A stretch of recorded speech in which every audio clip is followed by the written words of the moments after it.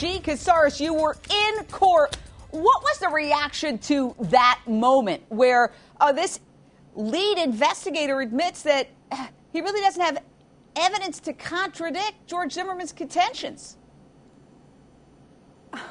I think a lot of people were saying, what?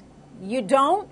Because, you know, people are saying, well, the state held back and they don't want to show everything they have. Okay, fine and good. But if you answer a question like that under oath by saying, no, you don't have anything to contradict that, I think that's amazing. And I think a lot of people are surprised. The state had the burden today. They're supposed to have the burden.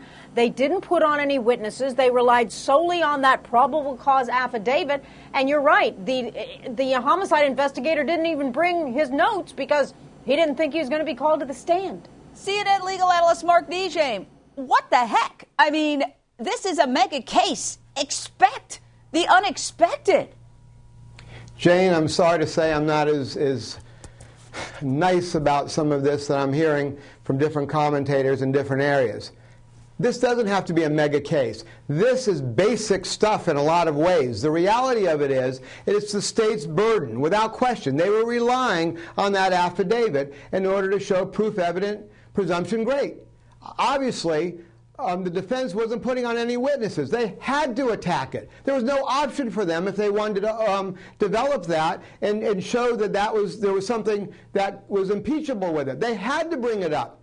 So for them to walk into court and say that they were unexpecting this means that they simply didn't do their job properly. No big deal because this is a big case. It's basic. It's what should have been done in any case, let alone a case of this magnitude, let alone when there's a young man who's dead and another man looking at murder. They simply dropped their ball, and the other nose that was broken was theirs. Sunny Hostin in session. Your take.